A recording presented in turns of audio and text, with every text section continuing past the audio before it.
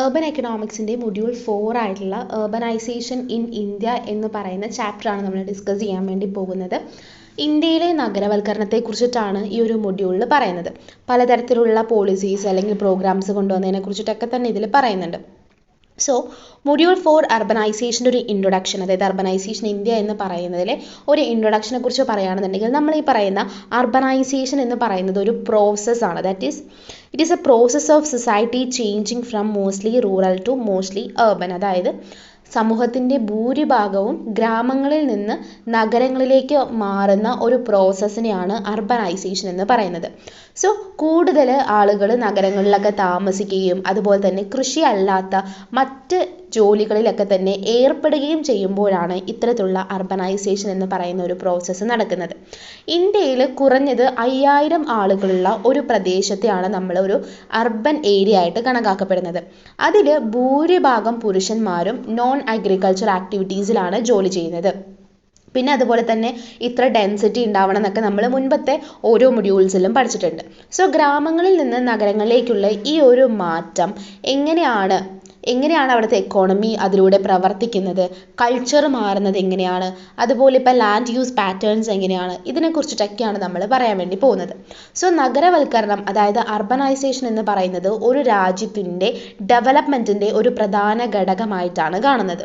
അതുപോലെ ഇന്ത്യയിൽ എന്ന് പറയുമ്പോൾ റാപ്പിഡായിട്ടാണ് ഈ അർബനൈസേഷൻ എന്ന് പറയുന്ന ഒരു പ്രോസസ്സ് സംഭവിക്കുന്നത്. ഇപ്പോൾ 1800കളുടെയൊക്കെ തന്നെ അവസാനം മുതൽ നഗരങ്ങളൊക്കെ വളർന്നു. അങ്ങനെ ഇന്ത്യയിൽ മുൻകാലങ്ങളിൽ ഭൂരിഭാഗവും ഗ്രാമീണ പ്രദേശമായിരുന്നെങ്കിൽ 1800ഓട് കൂടിയിട്ട് ഈ ടൗൺസ്, ഈ അർബൻ ഏരിയാസ് വളർന്നു വരികയാണ്. നഗരങ്ങളിലുള്ള പോപ്പുലേഷൻ എന്ന് പറയുന്നത് റാപ്പിഡായിട്ടാണ് ഇൻക്രീസ് ചെയ്യുന്നത്. അതായത് നഗരങ്ങളിൽ കൂടുതൽ ജനങ്ങളും അതുപോലെ തന്നെ ആളുകൾ ഗ്രാമപ്രദേശങ്ങളിൽ നിന്ന് ഈ നഗരങ്ങളിലേക്ക് മാറുന്നു. അതുകൊണ്ടാണ് ഇവിടുത്തെ ഒരു പോപ്പുലേഷൻ ഇൻക്രീസ് ആയിട്ട് വരുന്നത്. അപ്പോൾ ചൈനയ്ക്ക് ശേഷം ലോകത്തിലെ ഏറ്റവും വലിയ രണ്ടാമത്തെ നഗര ജനസംഖ്യയുള്ള രാജ്യമാണ് ഇന്ത്യ എന്ന് പറയുന്നത്. സോ ഇതൊക്കെയാണ് നമുക്കൊരു ഇൻട്രൊഡക്ഷൻ എന്നുള്ള നിലയിൽ പറയുന്നത്. അപ്പോൾ ഇന്ത്യയിലുള്ള ഈ ഒരു അർബനൈസേഷൻ്റെ റീസൺസ് എന്തൊക്കെയാണ്, എന്തൊക്കെ പോളിസീസ് കൊണ്ടുവന്നിട്ടുണ്ട്, ഇതൊക്കെയാണ് നമ്മൾ ഇനിയുള്ള ഭാഗങ്ങളിൽ പറയാൻ വേണ്ടി പോകുന്നത്. Causes of urbanisation in India, അതായത് ഇന്ത്യയിലെ നഗരവൽക്കരണത്തിൻ്റെ കാരണങ്ങളെക്കുറിച്ചിട്ടാണ് പറയാൻ വേണ്ടി പോകുന്നത്. The causes of urbanisation in India are multifaceted with several factors contributing to the growth of cities and towns. അതായത് ഇന്ത്യയിൽ നമ്മൾ ഈ പറയുന്ന നഗരവൽക്കരണത്തിൻ്റെ കാരണങ്ങൾ എന്തൊക്കെയാണ്, അതുപോലെ ഓരോ ടൗൺസിൻ്റെയും സിറ്റീസിൻ്റെയൊക്കെ തന്നെ ഗ്രോത്തിന് ഏതൊക്കെ ഘടകങ്ങളാണ് സഹായിച്ചിരിക്കുന്നത്, എന്തൊക്കെ ഇൻഡിക്കേറ്റേഴ്സ് ആണ് ഉള്ളത് എന്നാണ് നമ്മൾ പറയാൻ വേണ്ടി പോകുന്നത്. അതിൻ്റെ ഫസ്റ്റ് വൺ, അതായത് അർബനൈസേഷൻ ഇൻ ഇന്ത്യയുടെ കോസസ് ആയിട്ടുള്ള ഫസ്റ്റ് വൺ എന്ന് പറയുന്നത് ഇൻഡസ്ട്രിയലൈസേഷൻ ആണ്. അതായത് വ്യവസായവൽക്കരണം എന്ന് പറയുന്നു. The growth of industries has led to establishment of industrial areas, attracting people from rural areas in search of employment opportunities in modern sectors. നമുക്കറിയാം ഇൻഡസ്ട്രിയലൈസേഷൻ ആണ് നഗരവൽക്കരണത്തിൻ്റെ ഒരു കാരണമായിട്ട് ഇന്ത്യയിൽ പറയുന്നത്. ഇത്തരത്തിലുള്ള ഇൻഡസ്ട്രീസ്, വ്യവസായങ്ങളിലേക്ക് തന്നെ വളർച്ച എന്ന് പറയുന്നത് പലതരത്തിലുള്ള സ്ഥലങ്ങളിലും ഈ ഒരു വ്യവസായിക മേഖലകൾ സ്ഥാപിക്കുന്നതിന് കാരണമാവാണ്. അപ്പോൾ ഈ ഒരു മോഡേൺ സെക്ടറിൽ അല്ലെങ്കിൽ ഈ ഒരു മോഡേൺ ആയിട്ടുള്ള ഈ ഒരു സ്ഥലത്ത് ഒരുപാട് തൊഴിലവസരങ്ങൾ തേടിയിട്ടാണ് ഗ്രാമീണ പ്രദേശങ്ങളിൽ നിന്നൊക്കെ തന്നെ ആളുകൾ ഇങ്ങോട്ട് വരുന്നത്. അതാണ് ഇൻഡസ്ട്രിയലൈസേഷൻ എന്ന് പറയുന്നത്. അപ്പോൾ ഇന്ത്യയിൽ ഈ അർബനൈസേഷൻ എന്ന് പറയുന്ന ഒരു കാര്യം ഉണ്ടാവാൻ വേണ്ടിയിട്ട് ഫസ്റ്റത്തെ ഒരു കോസ് എന്ന് പറയുന്നത് ഇൻഡസ്ട്രിയലൈസേഷൻ, സെക്കൻഡ് വൺ എന്ന് പറയുന്നത് കൊമേഴ്ഷ്യലൈസേഷൻ ആണ്, വാണിജ്യവൽക്കരണം എന്ന് പറയുന്നു. അതായത് വാണിജ്യവൽക്കരണം എന്ന് പറയുമ്പോൾ urban areas offer better commercial opportunities and return compared to rural areas, leading to the development of modern marketing institutions and exchange methods which in turn contribution to urban growth. അതായത് ഗ്രാമപ്രദേശങ്ങളിലെ അപേക്ഷിച്ച് നോക്കുമ്പോൾ നമ്മൾ ഈ പറയുന്ന ടൗൺ ഏരിയാസിൽ അല്ലെങ്കിൽ urban ഏരിയാസിലാണ് മികച്ച വാണിജ്യത്തിനുള്ള, മാർക്കറ്റിനുള്ള അവസരങ്ങളും വരുമാനവും ഒക്കെ തന്നെ ലഭിക്കുന്നത്. ഇത് എന്ന് പറയുമ്പോൾ മോഡേൺ ആയിട്ടുള്ള പലതരത്തിലുള്ള വിപണന സ്ഥാപനങ്ങളുടെയും അവരുടെ ട്രാൻസാക്ഷൻസിൻ്റെയൊക്കെ ഒക്കെ തന്നെ ഡെവലപ്മെൻറ്റിലേക്ക് നയിക്കുകയും നഗരങ്ങൾ, അതായത് ടൗൺസ്, അർബൻ ഏരിയാസ് വളരാൻ വേണ്ടിയിട്ട് സംഭാവന ചെയ്യുകയും ചെയ്യുന്നു. സോ സെക്കൻഡ് വൺ എന്ന് പറയുന്നത് കൊമേഴ്ഷ്യലൈസേഷൻ. തേർഡ് വൺ എന്ന് പറയുന്നത് സോഷ്യൽ ബെനഫിറ്റ് ആൻഡ് സർവീസസ്. സാമൂഹിക ആനുകൂല്യങ്ങളും സേവനങ്ങളും. അപ്പോൾ ഈ നഗരങ്ങളും പട്ടണങ്ങളും ഒക്കെ തന്നെ അവിടെയുള്ളത് എന്തൊക്കെയാണ്? മെച്ചപ്പെട്ട സൗകര്യങ്ങൾ, അതായത് വിദ്യാഭ്യാസ സൗകര്യങ്ങൾ ഉണ്ടാവാം, നല്ല ക്വാളിറ്റി ഓഫ് ലൈഫ് ഉണ്ടാവാം, ശുചിത്വം ഉണ്ടാവാം, നല്ല ഷെൽട്ടർ പാർപ്പിടം ഉണ്ടാവുന്നു, ഹെൽത്ത് സെക്ടറൊക്കെ നല്ലതായിരിക്കും ഈ ടൗൺ ഏരിയാസിലൊക്കെ പറയുന്നത്. അപ്പോൾ ആരോഗ്യ സംരക്ഷണം, സഞ്ചാരത്തിനോ അല്ലെങ്കിൽ വിനോദ സൗകര്യങ്ങൾ എന്ന് പറയാം, നല്ല മെച്ചപ്പെട്ട സാമൂഹ്യ ജീവിതം, ഇതൊക്കെ തന്നെ നമ്മൾ ഈ പറയുന്ന അർബൻ ഏരിയാസ് വാഗ്ദാനം ചെയ്യുന്നു. സോ ഈ ഒരു ആനുകൂല്യങ്ങളൊക്കെ തേടിയിട്ട് ആര് വരാം? ഗ്രാമപ്രദേശങ്ങളിൽ നിന്ന് ഒരുപാട് ആൾക്കാർ മൈഗ്രേറ്റ് ചെയ്ത് ഇങ്ങോട്ടേക്ക് വരാം. ഫോർത്ത് വൺ എന്ന് പറയുന്നത് എംപ്ലോയ്മെൻറ്റ് ഓപ്പർച്യൂണിറ്റീസ്, അതായത് തൊഴിലവസരങ്ങൾ. നഗരപ്രദേശങ്ങളിൽ നമുക്കറിയാം പബ്ലിക് ഹെൽത്ത്, വിദ്യാഭ്യാസം, ട്രാൻസ്പോർട്ടേഷൻ, ഇൻഡസ്ട്രീസ്, ബിസിനസ്, അങ്ങനെ പല മേഖലകളിൽ ധാരാളം തൊഴിലവസരങ്ങളുണ്ട്. ഈ തൊഴിലവസരങ്ങളും മെച്ചപ്പെട്ട ഒരു ഉപജീവന മാർഗം തേടുന്ന രീതിയിലൊക്കെ ആളുകൾ ഒരുപാട് ഈ അർബൻ ഏരിയാസിലേക്ക് ആകർഷിക്കപ്പെടുന്നു. അപ്പോൾ തൊഴിലവസരങ്ങൾ എന്ന് പറയുന്നത് ഇന്ത്യയിലെ നഗരവൽക്കരണത്തിൻ്റെ ഒരു കാരണമാണ്. ഫിഫ്ത്ത് വൺ എന്ന് പറയുന്നത് modernisation and changes in the mode of living. So urban areas offer technological advancements, sophisticated communication infrastructure, medical facilities and other social amenities, leading people to believe they can lead a better life in cities. People also embrace changes in residential habits, attitudes, dressing, food and beliefs, contributing to urban migration. അതായത് ആധുനികവൽക്കരണവും അതുപോലെ ജീവിത രീതിയിലുണ്ടാവുന്ന മാറ്റങ്ങളും അർബനൈസേഷനുള്ളൊരു കാരണമാണ്.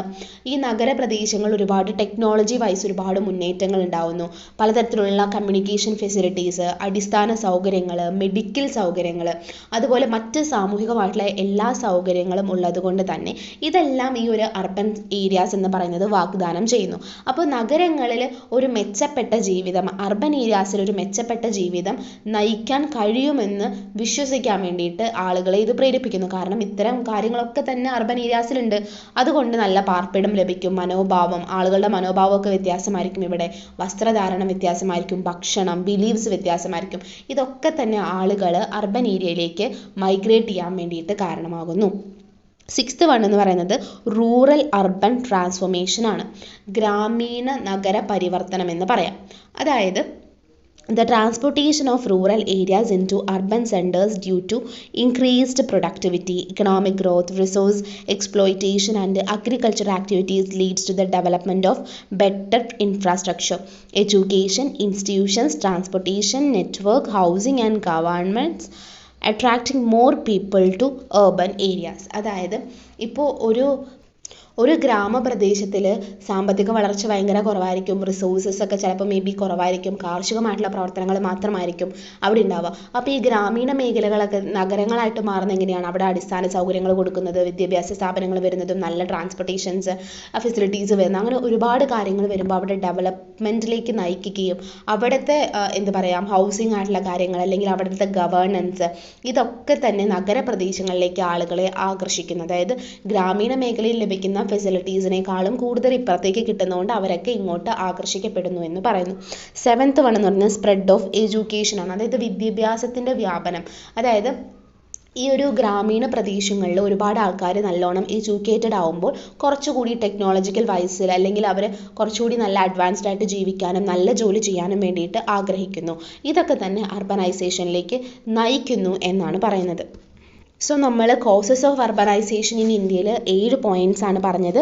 Industrialisation, commercialisation, social benefit and services, employment opportunities, modernisation and changes in the mode of living, rural urban transformation and spread of education. ഇത്തരം കാരണങ്ങളൊക്കെയാണ് ഇന്ത്യയിൽ urbanisation, അതായത് നഗരവൽക്കരണത്തിൻ്റെ കാരണങ്ങളെന്ന് പറയുന്നത്. ഇനി അടുത്ത് ഡിസ്കസ് ചെയ്യുന്നത് ഗ്രോത്ത് ഓഫ് അർബൻ പോപ്പുലേഷൻ, അതായത് നഗരത്തിലെ ജനസംഖ്യയുടെ വളർച്ചയെക്കുറിച്ചിട്ടാണ് നമ്മൾ ഡിസ്കസ് ചെയ്യുന്നത്. Urbanisation refers to shift from rural to urban societies within the concentration of population in urban areas. നഗരവൽക്കരണം എന്ന് പറയുന്നത് ഗ്രാമങ്ങളിൽ നിന്ന് ഈ ഇത്തരത്തിലുള്ള അർബൻ സമൂഹം അല്ലെങ്കിൽ സൊസൈറ്റിയിലേക്കുള്ള ഒരു മാറ്റത്തെയാണ് സൂചിപ്പിക്കുന്നത്. നഗരപ്രദേശങ്ങളിൽ ജനസംഖ്യയുടെ വളർച്ച എന്ന് പറയുന്നത് റാപ്പിഡായിട്ട് കൂടിക്കൊണ്ടിരിക്കുന്നു. India had 377 million urban residents in 2011, constitute 31% of the total population. 2011 ഇന്ത്യയിൽ 377 ദശലക്ഷം അർബൻ ഏരിയയിൽ വസിക്കുന്ന ആളുകൾ, അതായത് നഗരവാസികൾ ഉണ്ടായിരുന്നു. അതായത് മൊത്തം ജനസംഖ്യ, ഇന്ത്യയിലെ മൊത്തം ജനസംഖ്യ എടുക്കുകയാണെന്നുണ്ടെങ്കിൽ അതിൻ്റെ 31% അർബൻ ഏരിയസിൽ താമസിക്കുന്ന ആളുകളായിരുന്നു. അതുപോലെ 2030 കൂടിയിട്ട് ഇന്ത്യയിലെ നമ്മൾ ഈ പറയുന്ന അർബൻ പോപ്പുലേഷൻ എന്ന് പറയുന്നത് 40% വരെ എത്തുമെന്നാണ് പറയുന്നത്. മറ്റ് ഡെവലപ്പിംഗ് നേഷൻസിനെയൊക്കെ അപേക്ഷിച്ച് ഇന്ത്യയുടെ അർബനൈസേഷൻ എന്ന് പറയുന്നത് കുറച്ച് സ്പീഡിലല്ല, അതായത് കുറച്ച് സ്ലോ ആയിട്ടാണ് നടക്കുന്നത്. ഇന്ത്യയിലെ നഗരത്തിൻ്റെ ജനസംഖ്യ 1901 മുതൽ 2011 വരെ 10 ഇരട്ടിയിലധികമാണ് വർദ്ധിച്ചിരിക്കുന്നത്. 11% നിന്നും 31% ആയിട്ടാണ് അത് ഉയർന്നിരിക്കുന്നത്. ഇപ്പം നമ്മൾ പറയുന്ന ഇൻഡസ്ട്രിയലൈസേഷൻ, കൊമേഴ്ഷ്യലൈസേഷൻ, അതുപോലെ അവിടെ കൊടുക്കുന്ന സാമൂഹികമായിട്ടുള്ള ആനുകൂല്യങ്ങൾ, തൊഴിലവസരങ്ങൾ, പിന്നെ ആധുനികവൽക്കരണം, ഇതൊക്കെ തന്നെ ഗ്രാമങ്ങളിൽ നിന്ന് നഗരങ്ങളിലേക്ക് മൈഗ്രേറ്റ് ചെയ്ത് വരുന്ന ആളുകളുടെ എണ്ണം കൂട്ടുന്നു. വിദ്യാഭ്യാസമൊക്കെ തന്നെ ഈ അർബനൈസേഷൻ എന്ന് പറയുന്ന ഒരു പ്രോസസ്സിന് കാരണമാവുന്ന ഘടകങ്ങളാണ്. അങ്ങനെ 20-ാം നൂറ്റാണ്ടിൻ്റെ തുടക്കത്തിൽ നഗര വളർച്ച, അതായത് നമ്മുടെ ഈ ഒരു അർബൻ്റെ ഗ്രോത്ത് എന്ന് പറയുന്നത് വളരെ സ്ലോയിലാണെന്നെങ്കിലും 1951 ശേഷം അത് റാപ്പിഡായിട്ട് ഇൻക്രീസ് ചെയ്തു. 1947 ഇന്ത്യ വിഭജിക്കപ്പെട്ടല്ലോ. ആ തുടർന്നുള്ള ഒരുപാട് മൈഗ്രേറ്റ് ചെയ്യപ്പെടലും അതുപോലെ അങ്ങോട്ട് പോകലും ഇങ്ങോട്ട് വരവൊക്കെ ഉണ്ടായിരുന്നു. അപ്പോൾ ഇതൊക്കെ തന്നെ ഈ ഒരു ഓരോ ടൗണിനും അതിൻ്റേതായിട്ടുള്ള പോപ്പുലേഷനിൽ വളരെയധികം സംഭാവന നൽകി എന്ന് പറയുന്നുണ്ട്. അതുപോലെ സ്വാതന്ത്ര്യാനന്തരം നമ്മൾ ഈ പറയുന്ന സ്കൂളുകളും കോളേജുകളും തൊഴിലവസരങ്ങളൊക്കെ തന്നെ ഒരുപാട് ഈ ടൗൺ ഏരിയാസിലാണ് തുറന്നത്. ഇതുകൊണ്ട് തന്നെ ഇത് അർബനൈസേഷനിലേക്ക് നയിച്ചു എന്നാണ് പറയുന്നത്. ഈ ഉത്തർപ്രദേശ്, ബീഹാർ പോലുള്ള നല്ല പോപ്പുലേഷൻ ഡെൻസിറ്റി ഉള്ള സംസ്ഥാനങ്ങളെയൊക്കെ അപേക്ഷിച്ച് നമ്മൾ പറയുകയാണെന്നുണ്ടെങ്കിൽ തെക്ക് പടിഞ്ഞാറൻ സംസ്ഥാനങ്ങൾ, കേന്ദ്രഭരണ പ്രദേശങ്ങളിലൊക്കെ തന്നെ ധാരാളം അർബനൈസേഷൻ്റെ ഒരു സ്റ്റാൻഡേർഡ് കാണിക്കുന്നുണ്ട്. അതുപോലെ തന്നെ മിക്ക ഇന്ത്യൻ സംസ്ഥാനങ്ങളിലും 20-40% വരെയും നമ്മൾ ഈ പറയുന്ന അർബനൈസേഷൻ ലെവൽ കൊണ്ടുപോകുന്നുണ്ട്. സോ 20-40% ഇന്ത്യയിലെ മിക്ക സംസ്ഥാനങ്ങളിലും അർബനൈസേഷൻ അല്ലെങ്കിൽ അർബൻ ഏരിയാസിലുള്ള പോപ്പുലേഷനും ഒക്കെ കൂടുതലാണ്. ഇനി അടുത്ത പറയുന്നത് urban development policy in India. ഇന്ത്യയിലെ നഗര വികസന നയങ്ങളെക്കുറിച്ചിട്ടാണ് പറയാൻ വേണ്ടി പോകുന്നത്. Development policies, urban development policies ഏതൊക്കെയാണ് നമുക്ക് ഒരു 10 അതിൽ പറയുന്നുണ്ട്. ഫസ്റ്റ് വൺ എന്ന് പറയുന്നത് അർബൻ കമ്മ്യൂണിറ്റി ഡെവലപ്മെൻറ്റ് പ്രോഗ്രാം. അത് 1958 വന്നിട്ടുള്ളതാണ്. കോൺസ്റ്റിറ്റ്യൂഷൻ അമെൻമെൻറ്റ് ആക്ട് 1992, അതായത് 74th കോൺസ്റ്റിറ്റ്യൂഷൻ അമെൻമെൻറ്റ് ആക്ട് വന്നത് 1992 അതുപോലെ സ്വർണ്ണ ജയന്തി ഷഹരി റോസ്ഗാർ യോജന SJSRY അത് 1997 വന്നിട്ടുള്ളതാണ്. National policy for urban street vendors എന്ന് പറയുന്നത് 2004 വന്നിട്ടുള്ളതാണ്. Jawaharlal Nehru national urban renewal mission, അതായത് JNNURM, അത് 2005 വന്നിട്ടുള്ള ഒരു ഡെവലപ്മെൻറ്റ് പോളിസിയാണ്. Urban infrastructure development scheme for small and medium towns, അത് 2005 വന്നിട്ടുള്ളൊരു അർബൻ ഡെവലപ്മെൻറ്റ് പോളിസിയാണ്. Integrated housing and slum development programme IHSDP, അത് 2005 വന്നിട്ടുള്ളതാണ്. National urban transport policy 2006, capacity building for urban development project for India 2006, national urban sanitation policy 2008. ഇതൊക്കെയാണ് ഇന്ത്യയിലെ പലതരത്തിലുള്ള നഗര വികസന നയങ്ങൾ എന്ന് പറയുന്നത്. ഇനി എന്തുകൊണ്ടാണ് ഇത്തരത്തിലുള്ള ഡെവലപ്മെൻറ്റ് പോളിസീസ് ഒക്കെ വരുന്നത്? Urbanisation is transforming India's landscape with more people moving to cities in search of better opportunities and improved living standards. അതായത് നഗരവൽക്കരണം എന്ന് പറയുന്നത് ഇന്ത്യയുടെ മൊത്തത്തിലുള്ളൊരു ഭൂപ്രകൃതിയെ മാറ്റിമറിക്കുക, അതായത് മെച്ചപ്പെട്ട അവസരങ്ങൾ, മെച്ചപ്പെട്ട ജീവിത നിലവാരം, ഇതൊക്കെ തേടിയിട്ട് കൂടുതൽ ആളുകൾ നഗരങ്ങളിലേക്ക് മാറുകയാണ്. അപ്പോൾ പലതരത്തിലുള്ള വെല്ലുവിളികൾ ഉണ്ടാവും, അതൊക്കെ അഭിമുഖീകരിക്കേണ്ടി വരും. അപ്പോൾ ഈ ഒരു ട്രാൻസ്ഫോർമേഷന് പലതരത്തിലുള്ള നല്ല മാറ്റങ്ങൾ ഉണ്ടാവും, അല്ലെങ്കിൽ നല്ല രീതിയിലുള്ള പോസിറ്റീവായിട്ടുള്ള ഇമ്പാക്റ്റുകൾ ഉണ്ടാവും. അപ്പോൾ അതെല്ലാം ഇതിൽ പറയുന്നുണ്ട്. അതുപോലെ ഓരോ ടൗണിൽ അല്ലെങ്കിൽ ഓരോ അർബൻ ഏരിയയുടെയും ബേസിക് ആയിട്ടുള്ള നീഡ്സ് ഒക്കെ തന്നെ വർദ്ധിപ്പിക്കുക. പിന്നെ അതുപോലെ അവിടെ കുറച്ചുകൂടി നമ്മൾ പറയുന്ന ഷെൽട്ടേഴ്സ് പ്രദാനം ചെയ്യുക, അതുപോലെ ശുചിത്വം അതെല്ലാം ഉറപ്പാക്കുക, അതുപോലെ ഒരു നല്ലൊരു ക്വാളിറ്റി ഓഫ് ലൈഫ് കൊടുക്കുക, നല്ല ഉപജീവന മാർഗം പ്രോത്സാഹിപ്പിക്കുക തുടങ്ങിയവയിലൊക്കെ തന്നെയാണ് ഫോക്കസ് ചെയ്തുകൊണ്ടാണ് ഇത്തരത്തിലുള്ള ഒരുപാട് പോളിസീസ് കാര്യങ്ങളൊക്കെ തന്നെ ഇന്ത്യൻ ഗവൺമെൻറ് കൊണ്ടുവന്നിട്ടുള്ളത്. അപ്പോൾ ഇന്ത്യയിൽ ഈ അർബൻ ഏരിയാസിൻ്റെ ഒക്കെ തന്നെ ഫ്യൂച്ചറൊക്കെ തന്നെ നല്ല രീതിയിൽ കൺസ്ട്രക്ട് ചെയ്യുന്നതിനും ഒരുപാട് നമ്മൾ ഈ പറയുന്ന അർബൻ പോപ്പുലേഷൻ്റെ ജീവിതമൊക്കെ തന്നെ മെച്ചപ്പെടുത്തുന്നതിന് വേണ്ടിയിട്ടാണ് ഇത്തരത്തിലുള്ള പല സംരംഭങ്ങളും കൊണ്ടുവന്നിട്ടുണ്ടായിരുന്നത്. ഇപ്പം നമ്മളൊരു 2008 വരെയുള്ള കാര്യം, അതായത് 8 വരെയുള്ള കുറച്ച് ഡെവലപ്മെൻറ്റ് മിഷൻസിൻ്റെ കാര്യമാണ് പറഞ്ഞിട്ടുള്ളത്. 2010 ശേഷമുള്ള ഇന്ത്യയിലെ അർബൻ ഡെവലപ്മെൻറ്റ് പോളിസീസ് ഏതൊക്കെയാണെന്ന് നമുക്ക് നോക്കാം. Atal mission for rejuvenation and urban transformation, അതായത് AMRUT, അമൃത് എന്ന് പറയും. അതുപോലെ പ്രധാൻ മന്ത്രി ആവാസ് യോജന PMAY, അതായത് ഹൗസിംഗ് ഫോർ ഓൾ അർബൻ എന്നാണത്. അതുപോലെ smart cities mission SCM, Swachh Bharat mission SBM, heritage city development and augmentation Yojana HRIDAY, Deen Dayal Antyodaya Yojana, national urban livelihood mission എന്നാണ് പറയുന്നത്. സോ ഇത്തരത്തിലുള്ള ഒരുപാട് പ്രോഗ്രാംസ് ഇന്ത്യൻ ഗവൺമെൻറ് കൊണ്ടുവന്നിട്ടുണ്ട്. ഇനി നമുക്കിതിലുള്ള കുറച്ച് അതായത് നമ്മൾ ആദ്യം മുതൽ പറഞ്ഞിട്ടുണ്ടായിരുന്ന ഈ ഓരോ പ്രോഗ്രാംസിനെ കുറിച്ചിട്ട് നമുക്ക് ഡീറ്റെയിൽ ആയിട്ട് പോവാം. ഈ പ്രോഗ്രാംസ് ഒക്കെ എന്താണെന്ന് മനസ്സിലാക്കി വെക്കണം, കാരണം 2 മാർക്ക് ക്വസ്റ്റ്യൻസിനൊക്കെ ചോദിക്കാവുന്നതാണ്. അല്ലെങ്കിൽ ഫുള്ളായിട്ട് ഇപ്പോൾ അർബനൈസേഷൻ ഇൻ ഇന്ത്യ എന്നുള്ള രീതിയിൽ ചോദിച്ചിട്ട് എന്തൊക്കെ ഡെവലപ്മെൻറ്റ് പോളിസീസ് കൊണ്ടുവന്നതെന്ന് ചോദിച്ചു കഴിഞ്ഞാൽ നമുക്കൊരു 10-15 എഴുതാൻ വേണ്ടി പറ്റണം. സോ ഇതിലെ ഫസ്റ്റ് വൺ നമ്മൾ ഡിസ്കസ് ചെയ്യുന്നത് അർബൻ കമ്മ്യൂണിറ്റി ഡെവലപ്മെൻറ്റ് പ്രോഗ്രാം ആണ്. 1958 വന്നിട്ടുള്ള urban community development programme. So initiated in 1958 in Delhi with the support from the Ford Foundation. This project aimed to enhance community development in urban areas. അപ്പോൾ Ford ഫൗണ്ടേഷൻ്റെ പിന്തുണയോട് കൂടിയിട്ട് 1958 ഡൽഹിയിൽ ആരംഭിച്ച ഈ ഒരു policy എന്ന് പറയുന്നത് നമ്മൾ ഈ പറയുന്ന അർബൻ ഏരിയാസിൻ്റെ കമ്മ്യൂണിറ്റിയുടെ ഡെവലപ്മെൻറ്റ് വർദ്ധിപ്പിക്കാൻ വേണ്ടി ലക്ഷ്യമിട്ടിട്ടുള്ളതാണ്.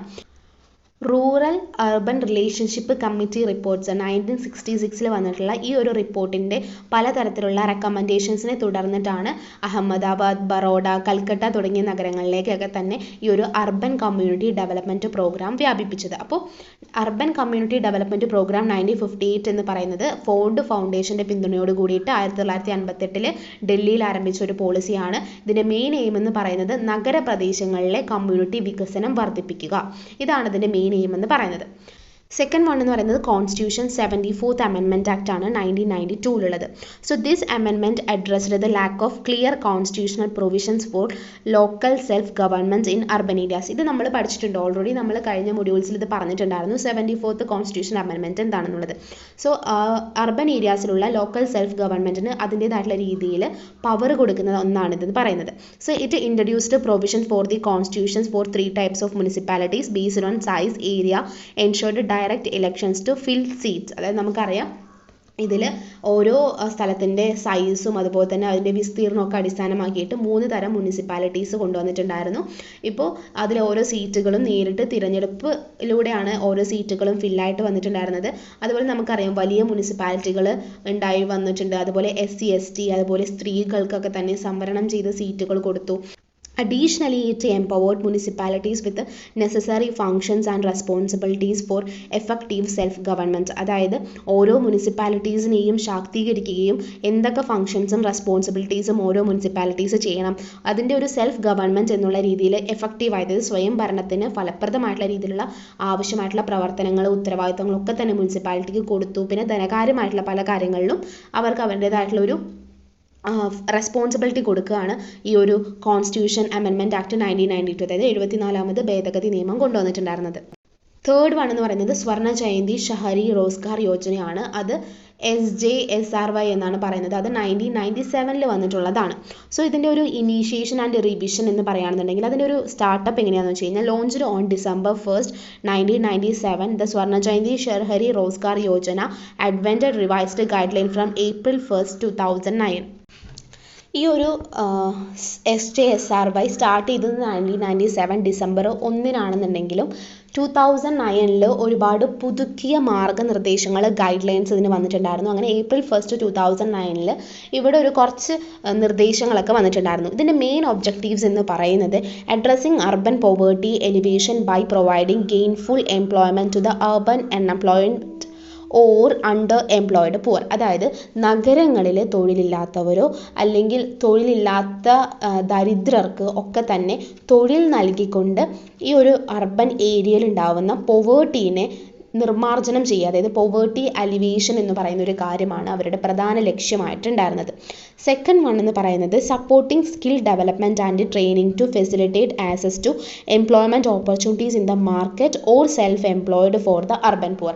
നഗരങ്ങളിൽ ഇപ്പോൾ പോവേർട്ടിയിൽ നിൽക്കുന്ന ആൾക്കാർക്കൊക്കെ തന്നെ കുറച്ചുകൂടി മാർക്കറ്റിലേക്ക് വരാൻ വേണ്ടി അവർക്ക് എന്തെങ്കിലും സ്വയം തൊഴിൽ ചെയ്യാനുള്ള, അതായത് തൊഴിലവസരങ്ങൾ കൊടുക്കുക, അല്ലെങ്കിൽ അതിന് വേണ്ട സ്കില്ലിന് അല്ലെങ്കിൽ അവരുടെ ഉള്ള സ്കില്ലിനെ ഡെവലപ്പ് ചെയ്യുക, അതിന് ട്രെയിനിങ്സ് കൊടുക്കുക, അങ്ങനെ കുറച്ച്, അതായത് ഒരു സ്വയം തൊഴിൽ ആയിട്ട് അവർ ചെയ്യുന്ന കാര്യങ്ങളിൽ മാർക്കറ്റിലേക്ക് എത്തിക്കുക, അങ്ങനെ അവർ പോവേർട്ടിയിൽ നിന്ന് മാറ്റുക എന്നുള്ളതും കൂടി SGSRYൻ്റെ ഒരു ഒബ്ജക്റ്റീവ് ആയിരുന്നു.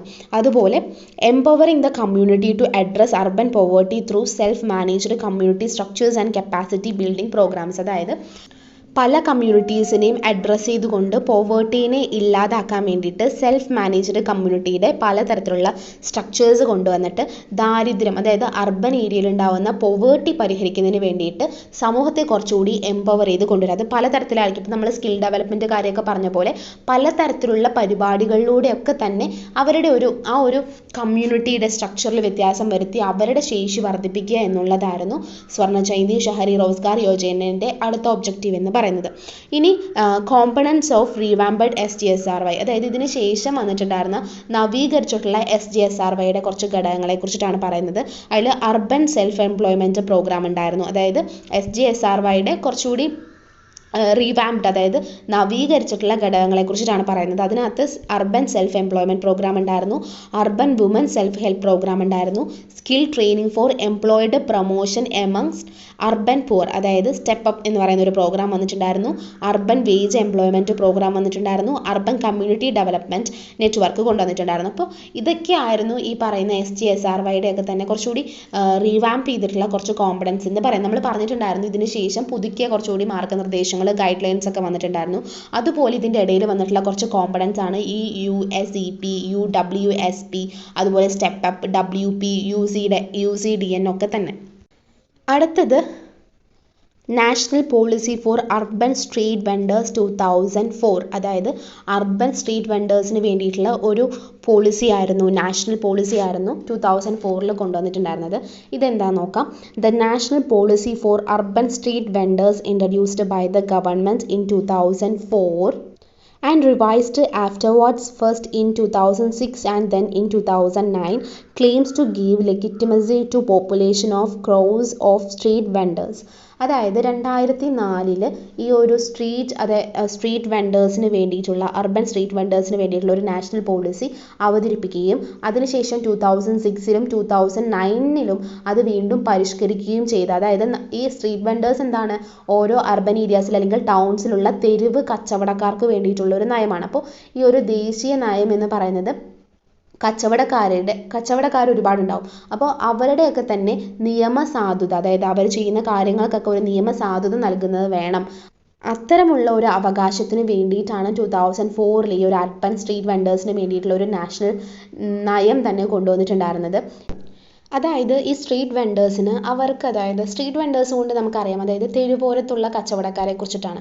അപ്പോൾ അവർക്ക് അവരുടെ ഉപജീവനത്തിനുള്ള കാര്യങ്ങളൊക്കെ തന്നെ അവർ ഈ ഒരു ചെറിയൊരു സ്റ്റോർ ഇടുന്നതിലൂടെ അല്ലെങ്കിൽ ഈ തെരുവോരത്ത് നിൽക്കുന്ന ഒരു ചെറിയ രീതിയിലാണ് അവർ സമ്പാദിക്കുന്നുണ്ടാവുക. അപ്പോൾ അവർക്ക് അവരുടേതായിട്ടുള്ള രീതിയിൽ ഒരു അവകാശം വേണമെന്നും, അല്ലെങ്കിൽ ഇപ്പോൾ അവർ നടത്തുന്ന വ്യാപാരമോ ബിസിനസ്സോ എല്ലാം തന്നെ ടോട്ടലി ഒന്ന് അംഗീകരിക്കപ്പെടണം എന്നുമാണ് അവർ പറഞ്ഞിട്ടുണ്ടായിരുന്നത്. ഇപ്പോൾ പൊതുജനങ്ങളുടെയൊക്കെ തന്നെ ദൈനംദിനങ്ങൾക്ക് ആവശ്യമായിട്ടുള്ള എന്താ പറയുക, സാധനങ്ങളും സേവനങ്ങളൊക്കെ ആയിരിക്കും നമ്മളിപ്പോൾ ഒരു നഗരത്തിലുള്ള റീറ്റെയിൽ വ്യാപാരം അല്ലെങ്കിൽ എന്ത് രീതിയിലോ അവർ വ്യാപാരം ചെയ്യപ്പെടുന്നത് ഇത്തരത്തിലായിരിക്കും. അപ്പോൾ ഒരു ദൈനംദിന ആവശ്യങ്ങൾക്ക് വേണ്ടിയിട്ടുള്ള കാര്യങ്ങളായിരിക്കും അവർ എന്ത് ചെയ്യുന്നുണ്ടാവുക, സ്ട്രീറ്റ് വെൻഡേഴ്സ് എന്ത് ചെയ്യുന്നുണ്ടാവുക, അവിടെ പ്രൊവൈഡ് ചെയ്യുന്നുണ്ടാവുക. സോ അവർക്ക് എന്ത് വേണം, നിയമാനുസൃതമായിട്ടുള്ള രീതിയിൽ അവരൊരു ഘടകമായിട്ട് കാണണം. അതുപോലെ തന്നെ തെരുവ് കച്ചവടക്കാർ എന്നുള്ളത്, അതായത് സ്ട്രീറ്റ് വെൻഡേഴ്സ് എന്ന് പറയുന്ന ഒരു കാര്യത്തെ അംഗീകരിക്കുകയും ചെയ്യണമെന്നാണ് അവർ പറഞ്ഞിട്ടുണ്ടായിരുന്നത്.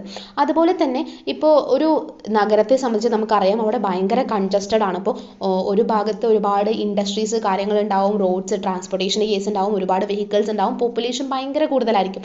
സോ ആ ഒരു സമയത്ത് വെച്ച് നോക്കുകയാണെന്നുണ്ടെങ്കിൽ അവർക്ക് എന്താണ്, ഒരു കൃത്യമായിട്ടുള്ള രീതിയിൽ പെർമനൻ്റ് ആയിട്ടുള്ള രീതിയിൽ ഒരു സ്ഥലം കൊടുക്കുക.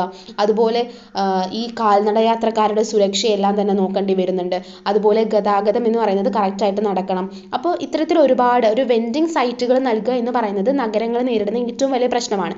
സോ ഈ ഒരു വെൻഡിങ്ങിൻ്റെ സൈറ്റുകൾ, ഇപ്പോൾ ഗതാഗതം, അത് കുറച്ചുകൂടി എളുപ്പമാണ്. നമുക്കറിയാം ഒരു റോഡിൽ ഈ തെരുവോര കച്ചവടക്കാരുണ്ടെന്നുണ്ടെങ്കിൽ എത്രത്തോളം ബുദ്ധിമുട്ടിയിട്ടായിരിക്കും അവിടെ വണ്ടികൾ പോകുന്നുണ്ടാവുക. ആ വണ്ടികളുടെ ഇടയിൽ കൂടി ആയിരിക്കും കാൽനട യാത്രക്കാർ പോകുന്നുണ്ടാവുക. അതുകൊണ്ട് തന്നെ അവിടെ കുറച്ച് ഇഷ്യൂസ് നേരിടുന്നതാണ്. സോ നമ്മൾ ഈ പറയുന്ന national policy for urban street vendors എന്ന് പറയുന്ന ഈ ഒരു നയം എന്ന് പറയുന്നത് ഇത്തരത്തിൽ നഗരങ്ങൾ നേരിടുന്ന, അതായത് അർബൻ ഏരിയാസ് നേരിടുന്ന പരിമിതികൾ, അതായത് ഇപ്പോൾ ഗതാഗതത്തിൻ്റെ നല്ല രീതിയിലുള്ള സുഗമമായിട്ടുള്ള ഒരു ട്രാൻസ്പോർട്ടേഷൻ, അല്ലെങ്കിൽ കാൽനട യാത്രക്കാരുടെ സുരക്ഷ, ശുചിത്വം, അത് ഏറ്റവും ഇമ്പോർട്ടൻ്റ് ആണ് ശുചിത്വം, ഇതൊക്കെ തന്നെ വെൻഡിങ് ആയിട്ടുള്ള ഈ പ്രവർത്തനങ്ങൾ നിയന്ത്രിക്കേണ്ടതിൻ്റെ ആവശ്യകതയെക്കുറിച്ചിട്ടൊക്കെ തന്നെയാണ് ഈ ഒരു നയം പറയുന്നത്. സോ ഇതിൻ്റെ പ്രധാന പോയിന്റ്സ് വെച്ച് കഴിഞ്ഞാൽ 2004, 2006, 2009 വർഷങ്ങളിലാണ് നമ്മൾ ഈ പറയുന്ന സ്ട്രീറ്റ് വെൻഡേഴ്സിന് വേണ്ടിയിട്ടുള്ള ദേശീയ നയം, നാഷണൽ ആയിട്ടുള്ള ഒരു പോളിസി, അതുപോലെ അതിൻ്റെ പരിഷ്കരണങ്ങളൊക്കെ തന്നെ വന്നിട്ടുണ്ടായിരുന്നത്. ഓരോ വഴിയോര കച്ചവടക്കാർക്കും അവരുടേതായിട്ടുള്ള ദൈനംദിന കാര്യങ്ങൾ നടന്നു പോകാനും അവർക്കും അവിടെ ജീവിക്കാനുള്ള അവകാശമുണ്ട്, അതായത് ഇതുപോലെ ഒരു ജോലി ചെയ്ത് ജീവിക്കാനുള്ള അവകാശമുണ്ട് എന്ന് കോൺസ്റ്റിറ്റ്യൂഷണലി അംഗീകരിക്കണമെന്ന് പറയുന്നുണ്ട്. അതുപോലെ വഴിയോര കച്ചവടക്കാർ എന്ന് പറയുന്നത് സമൂഹത്തിന് ഒരുപാട് രീതിയിൽ സംഭാവന നൽകുന്നുണ്ടാവും. അതായത് ഇപ്പോൾ ഡെയിലി ഉള്ള അവരുടെ റുട്ടീനിൽ അല്ലെങ്കിൽ ദൈനംദിന ജീവിതത്തിന് ആവശ്യമുള്ള കാര്യങ്ങളായിരിക്കും അവരവിടെ വിൽക്കുന്നുണ്ടാവുക. അതുകൊണ്ട് അവർക്ക് അതിൻ്റേതായിട്ടുള്ള രീതിയിൽ ദേശീയവും സംസ്ഥാനവും പ്രാദേശികമായിട്ടുള്ള ഒരു അംഗീകാരം ഈ സ്ട്രീറ്റ് വെൻഡേഴ്സിന് ഉണ്ടാവണമെന്ന് പറയുന്നുണ്ട്. അതുപോലെ ഭൂമിയുടെ പരിമിതികളൊക്കെ തന്നെ കണക്കിലെടുത്തിട്ട് സ്ട്രീറ്റ് വെൻഡേഴ്സിനെ നിയന്ത്രിക്കണം. അവർക്ക് സോണിങ്, അതായത് ഒരു പ്രത്യേക സ്ഥലത്ത് അവർക്ക് സോൺ നൽകുക എന്നൊക്കെ പറഞ്ഞിട്ടുണ്ട്. അതുപോലെ ദേശീയ, സംസ്ഥാന, പ്രാദേശിക അംഗീകാരം നൽകണം എന്നൊക്കെ പറഞ്ഞിട്ടുണ്ട്. ഇനി ഇവരുടെ ലക്ഷ്യങ്ങളെക്കുറിച്ച് പറയുകയാണെന്നുണ്ടെങ്കിൽ ഈ നഗരങ്ങളിൽ നമ്മൾ ഈ പറയുന്ന സ്ട്രീറ്റ് വെൻഡേഴ്സൊക്കെ തന്നെ അവരുടെ ഉപജീവനത്തിന് വേണ്ടിയിട്ടാണ് അവർ അവിടെ നിന്നിട്ട് ഈ ഒരു കാര്യം ചെയ്യുന്നത്. അതുകൊണ്ട് തന്നെ അവർക്ക് അനുകൂലമായിട്ടുള്ള ഒരു അന്തരീക്ഷം ഒരുക്കണം. അതായത് അവർക്ക് കൃത്യമായിട്ടുള്ള സോൺസ് നൽകുക. ഇപ്പം നമ്മൾ ചില ടൗൺസിലൊക്കെ കണ്ടിട്ടുണ്ടാവും സ്ട്രീറ്റ് വെൻഡേഴ്സിന് വേണ്ടിയിട്ട് കുറച്ച് സ്പേസ് മാറ്റിയിട്ടുണ്ടാവും. അതിന് ശേഷമായിരിക്കും, അതിന് തൊട്ടിപ്പുറത്തായിരിക്കും കാൽനട യാത്രക്കാർക്ക് നടക്കാനുള്ള സ്ഥലം, അതിൻ്റെ തൊട്ടിപ്പുറത്തായിരിക്കും ഗതാഗതം നിയന്ത്രിക്കുന്നത്. അപ്പോൾ അതൊക്കെ നമുക്ക് അങ്ങനത്തെ ഒരുപാട് അനുകൂലമായിട്ടുള്ള അന്തരീക്ഷം സൃഷ്ടിക്കുക. അതുപോലെ തന്നെ അർബൻ ഏരിയയിലുള്ള പോവേർട്ടി ഇല്ലാതാക്കാൻ വേണ്ടിയിട്ട് ഈ ഒരു വഴിയോര കച്ചവടക്കാർ, അതായത് അവർ തന്നെ ദൈനംദിന കാര്യങ്ങൾക്ക് വേണ്ടിയിട്ടാണ് നോക്കുന്നത്. അപ്പോൾ അവരെ അതിനെ സപ്പോർട്ട് ചെയ്ത് കഴിഞ്ഞാൽ പോവേർട്ടി ഒഴിവാക്കാൻ വേണ്ടി കഴിയുമെന്ന് പറയുന്നുണ്ട്. അതുപോലെ എല്ലാവർക്കും ഇപ്പോൾ നോൺ റെഗുലർ അതുപോലെ മൊബൈൽ വെണ്ടർമാർ തുടങ്ങി വഴിയോര കച്ചവടക്കാർക്ക് കൃത്യമായിട്ടൊരു രീതിയിൽ ഡിഫൈൻ ചെയ്യുക. അതായത് അവർ റെഗുലർ ആണോ, അതുപോലെ ചില കച്ചവടക്കാർ റെഗുലർ ആയിരിക്കാം, ചിലവർ നോൺ റെഗുലർ ആയിരിക്കാം, ചിലവർ മൊബൈൽ വെണ്ടേഴ്സ്, അതായത് വണ്ടികളിലൂടെ വന്നിട്ട് കുറച്ച് അവിടെ നിർത്തുന്നതായിരിക്കാം, അല്ലെങ്കിൽ കുറച്ച് വേറെ സ്ഥലത്ത് കൊണ്ടുപോയി നിർത്താം, അങ്ങനെയൊക്കെ ഉണ്ടാവും. അപ്പോൾ ഇതൊക്കെ തന്നെ അവരെയൊക്കെ തന്നെ ഡിഫൈൻ ചെയ്യുക, ഏത് തരത്തിലുള്ള വെണ്ടേഴ്സാണ് ഇപ്പോൾ ഓരോ സിറ്റീസിലും വരുന്നത് എന്നൊക്കെ തന്നെ ഡിഫൈൻ ചെയ്യുക. അതുപോലെ തന്നെ പൊതു ഇടങ്ങളിൽ വൃത്തിയും നല്ല രീതിയിലുള്ള ക്രമവും നിലനിർത്തിക്കൊണ്ടിട്ടുള്ള ഒരു അനുയോജ്യമായിട്ടുള്ള ഒരു അന്തരീക്ഷം ഒരുക്കുക എന്നൊക്കെയാണ് നമ്മൾ ഈ ഒരു പോളിസി കൊണ്ട് ഉദ്ദേശിക്കുന്നത്. അപ്പോൾ ഇതാണ് national policy for urban street vendors എന്ന് പറയുന്ന 2004 ഒരു പോളിസി. അടുത്തത് നമ്മൾ ഡിസ്കസ് ചെയ്യുന്നത് Jawaharlal Nehru national urban renewal mission, അതായത് JNNURM, Jawaharlal Nehru national urban renewal mission 2005 കുറിച്ചിട്ടാണ് പറയുന്നത്. 2005 ഡിസംബർ 3 ഈ Jawaharlal Nehru national urban renewal mission എന്ന് പറയുന്നത് കാര്യം ആരംഭിക്കുന്നത്. So it is launched on December 3, 2005, was significant initiative by the government of India under the ministry of urban development. അതായത് സമഗ്രമായിട്ടുള്ള നഗരത്തിൻ്റെ നവീകരണ പദ്ധതിയായിട്ടാണ് ഇത് കൊണ്ടുവന്നിട്ടുണ്ടായിരുന്നത്. രാജ്യത്തിടനീളമുള്ള നഗരത്തിലുള്ള അടിസ്ഥാന സൗകര്യത്തിൻ്റെ ചലഞ്ചസിനെ അഭിമുഖീകരിക്കുക. അപ്പോൾ ഒരുപാട് തരത്തിലുള്ള വെല്ലുവിളികൾ ഓരോ അർബൻ ഏരിയയും നേരിടുന്നുണ്ടാവും. അപ്പോൾ ആ ചലഞ്ചസിന്, അതായത് ഇപ്പോൾ ബേസിക് എമ്യൂണിറ്റീസ് റിലേറ്റ് ചെയ്തിട്ട്, ബേസിക് നീഡ്സ് റിലേറ്റ് ചെയ്തിട്ടുള്ള പ്രോബ്ലംസ് ആയിരിക്കും അവരൊക്കെ ഫേസ് ചെയ്യുന്നുണ്ടാവും. അപ്പോൾ അതിനൊക്കെ തന്നെ ഇല്ലാതാക്കുക എന്നുള്ളതായിരുന്നു ഈ ഒരു സ്കീം കൊണ്ട് ഉദ്ദേശിച്ചിട്ടുണ്ടായിരുന്നത്. So it aim to address the urban infrastructure challenges across the nation. So with the total investment plans exceeding 20 billion over 7 years, the mission targeted 63 identified cities including state capital and other cities of religion, historic and tourist significance. അതായത് ഇപ്പോൾ ഇതിൽ നമ്മൾ പറഞ്ഞ പോലെ basic കമ്മ്യൂണിറ്റീസിന് വേണ്ടിയിട്ടുള്ളതാണ്, അത് basic ആയിട്ടുള്ള ഇൻഫ്രാസ്ട്രക്ചറിന് വേണ്ടിയിട്ടുള്ളതായിരുന്നല്ലോ. അപ്പോൾ 7 വർഷത്തിനുള്ളിൽ ഒരു ഇൻവെസ്റ്റ്മെൻറ്റ് കൊണ്ടുവരാണ്. അതായത് മൊത്തത്തിൽ ഇൻവെസ്റ്റ്മെൻറ്റ് ഈ സ്കീമിലുള്ളത് $20 ബില്യൺ ആണ്. അപ്പോൾ അതിൽ ഇപ്പോൾ പലതരത്തിലുള്ള സിറ്റീസ് ഉണ്ടാവും. അതായത് ഇപ്പോൾ ഹിസ്റ്റോറിക് ആയിട്ടുള്ള, അല്ലെങ്കിൽ റിലീജിയസ് ആയിട്ടുള്ള, അല്ലെങ്കിൽ എൻ്റർടൈൻമെൻറ്റ് പർപ്പസ്, ദാറ്റ് മീൻസ് നമ്മൾ ഈ പറയുന്ന ഒരുപാട് ടൂറിസ്റ്റ് സിഗ്നിഫിക്കൻസ് ഉള്ള ഒരുപാട് സ്ഥലങ്ങൾ ഈ നഗരങ്ങളിലൊക്കെ തന്നെ ഈ തരത്തിലുള്ള ഇൻവെസ്റ്റ്മെൻറ്റ് കൊണ്ടുവന്നിട്ട് അവിടുത്തെ അടിസ്ഥാന സൗകര്യത്തിൻ്റെ ചലഞ്ചസിനെയൊക്കെ തന്നെ അഭിമുഖീകരിക്കുക. അപ്പോൾ ഒരു 63 നഗരങ്ങളെയൊക്കെ തന്നെ ലക്ഷ്യം വെച്ചിട്ടായിരുന്നു ഈ ഒരു പ്രോസസ്സ് വന്നിട്ടുണ്ടായിരുന്നത്. ഇതിൻ്റെ മെയിൻ കീ പോയിന്റ്സ് എന്ന് പറയുന്നത് ഇപ്പോൾ നമ്മൾ പറഞ്ഞ പോലെ 2005 ഡിസംബർ 3 ഇത് ഇനീഷ്യേറ്റ് ചെയ്തിട്ടുണ്ടായിരുന്നത്. നഗരങ്ങളെയൊക്കെ തന്നെ പ്രോത്സാഹിപ്പിക്കുകയും ഒരു ആസൂത്രിതമായിട്ടുള്ളൊരു വികസനം ഡെവലപ്മെൻറ്റ് കൊണ്ടുവരിക, ഇതൊക്കെ ഒരു റാപ്പിഡ് ആയിട്ടുള്ള രീതിയിൽ കൊണ്ടുവരിക എന്ന ലക്ഷ്യത്തോട് കൂടിയിട്ടാണ് ഈ ഒരു സംഭവം വന്നിട്ടുണ്ടായിരുന്നത്. അതുപോലെ 2001 സെൻസസ് പ്രകാരം ജനസംഖ്യാ വലുപ്പത്തെ അടിസ്ഥാനമാക്കിയിട്ടാണ് അവർ നഗരങ്ങളെയൊക്കെ തിരഞ്ഞെടുത്തിട്ടുണ്ടായിരുന്നത്. അപ്പോൾ വ്യത്യസ്ത പോപ്പുലേഷൻ്റെ പരിധി കണക്കിലെടുത്തിട്ട് ഇങ്ങനെ ABC എന്ന് പറയുന്ന 3 ഗ്രൂപ്പുകളാക്കിയിട്ടാണ് അവർ ഓരോ സിറ്റീസിനെയും തിരിച്ചിട്ടുണ്ടായിരുന്നത്. ഈ മിഷൻ്റെ ഫോക്കസ് എന്ന് പറയുന്നത് എന്തായിരുന്നു? Aim to enhance efficiency in urban infrastructure and service delivery mechanisms, promote community participation and ensure accountability for urban bodies towards citizens. അതായത് ഞങ്ങൾ ഈ ഓരോ അർബൻ ഏരിയാസിലുള്ള അടിസ്ഥാന സൗകര്യങ്ങളിലും സർവീസസിൻ്റെ ഒക്കെ തന്നെ ഡിസ്ട്രിബ്യൂഷനിലൊക്കെ തന്നെ എഫിഷ്യൻസി ഉറപ്പാക്കുക. അതുപോലെ ഓരോ കമ്മ്യൂണിറ്റീസിൻ്റെയും പങ്കാളിത്തം പ്രോത്സാഹിപ്പിക്കുക. ഇപ്പോൾ അർബൻ ലോക്കൽ ബോഡീസിൻ്റെ ഒക്കെ തന്നെ ഉത്തരവാദിത്വം എന്ന് പറയുന്നത് കറക്റ്റായിട്ട് നടക്കുന്നുണ്ടോ, അങ്ങനെ ഓരോ സിറ്റിസനെ കുറിച്ചിട്ടും അതിനെക്കുറിച്ച് മനസ്സിലാക്കിപ്പിക്കുക. എന്നിട്ട് അവരുടെ റെസ്പോൺസിബിലിറ്റീസ് അല്ലെങ്കിൽ അവർ ചെയ്യുന്ന കാര്യങ്ങൾ ആ റോളുകളൊക്കെ കറക്റ്റായിട്ടാണോ എന്നുള്ള രീതിയിലൊക്കെ പറയുക. സോ 4th എന്നതിൽ പറയുന്നത് ഒബ്ജക്റ്റീവ്സിനെ കുറിച്ചിട്ടാണ്. അതായത് ഈ ഒരു മിഷൻ്റെ ആണ് ഒബ്ജക്റ്റീവ്സ് പറയുന്നത്. So integrated development and infrastructure services in identified cities. അതായത് ഇപ്പം നമ്മൾ പറഞ്ഞിട്ടുള്ള ഐഡൻറ്റിഫൈഡ് സിറ്റീസ്, നമ്മൾ പറഞ്ഞല്ലോ 1063 നമ്മൾ സിറ്റീസിനെ ഐഡൻറ്റിഫൈ ചെയ്ത് വെച്ചിരുന്നു. ഈ ഐഡൻറ്റിഫൈ ചെയ്തിരിക്കുന്ന എല്ലാ സിറ്റീസിലും നല്ല അടിസ്ഥാന സൗകര്യങ്ങളുടെയൊക്കെ തന്നെ വികാസത്തെക്കുറിച്ചിട്ടാണ് പറയുന്നത്. Linkage between asset creation and management through reforms for project sustainability. അതായത് ഓരോ പ്രൊജക്റ്റുകൾ കൊണ്ടുവന്നിട്ട് അതെല്ലാം തന്നെ സസ്റ്റൈനബിളായിട്ട് പോവുകയും ഓരോ തരത്തിലുള്ള അസറ്റ് സൃഷ്ടിക്കുക. ഇപ്പോൾ ഇത്തരം സിറ്റീസിലൊക്കെ തന്നെ പലതരത്തിലുള്ള പ്രൊജക്ട്സുകൾ കൊണ്ടുവരുന്നു, സസ്റ്റൈനബിൾ ഡെവലപ്മെൻറ്റിലേക്ക് മാറുന്നു. അതുപോലെ പലതരത്തിലുള്ള പരിഷ്കാരങ്ങൾ കൊണ്ടുവരുന്നു, അതൊക്കെ അസറ്റായിട്ട് മാറുകയാണ്. അതായത് ഭാവിയിലേക്ക് ആ സിറ്റീസിലുള്ള കാര്യങ്ങളെല്ലാം അസറ്റായിട്ട് മാറുകയാണ്. അങ്ങനെ മാനേജ്മെൻറ്റും ഒക്കെ തന്നെ നടത്തുക എന്നുള്ളതായിരുന്നു ഇതിൻ്റെ ഒബ്ജക്റ്റീവ് എന്ന് പറയുന്നത്.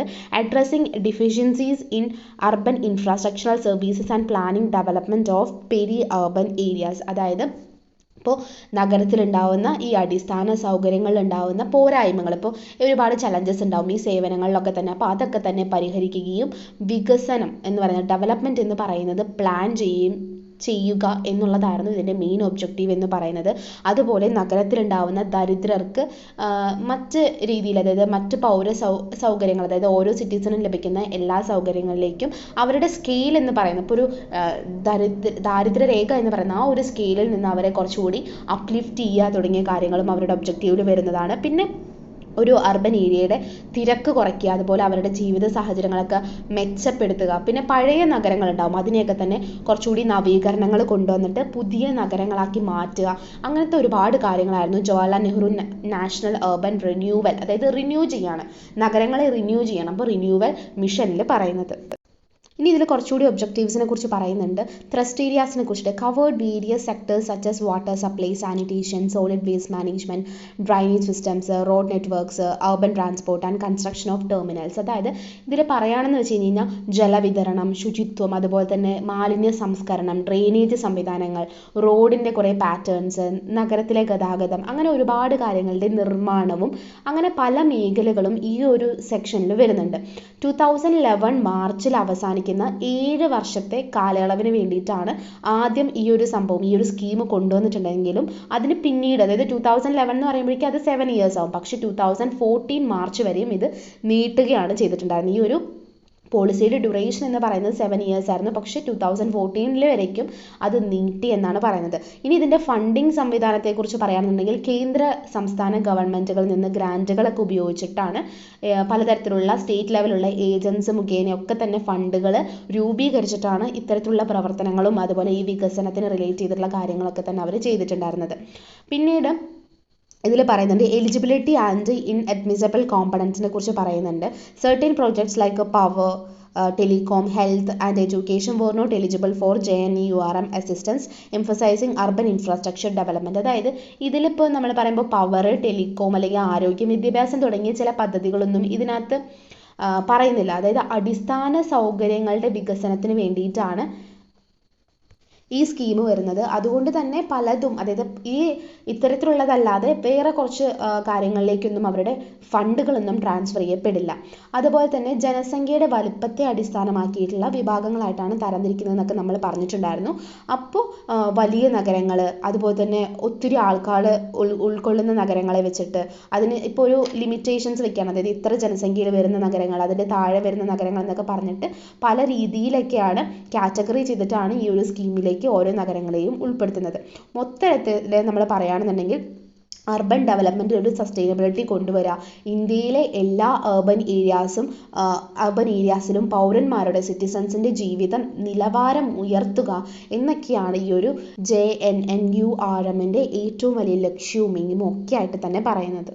അടുത്ത നമ്മൾ പറയാൻ വേണ്ടി പോകുന്നത് Atal mission for rejuvenation and urban transformation, അതായത് AMRUT and Jawaharlal Nehru national urban renewal മിഷനെ കുറിച്ചിട്ടാണ്. അപ്പോൾ ഇതിൽ പറയുന്നത് വെച്ച് കഴിഞ്ഞാൽ ഈ ഒരു കാര്യത്തിൽ the Atal missions for rejuvenation and urban transformation, അതായത് അമൃത് എന്നുകൊണ്ട് ഉദ്ദേശിക്കുന്നത് 2 സിഗ്നിഫിക്കൻറ്റ് ഇനീഷ്യേറ്റീവ്സ് ആണ് ലോഞ്ച് ചെയ്തിരിക്കുന്നത്. Government of India to address urban development challenges while both aims to improve urban infrastructure and services.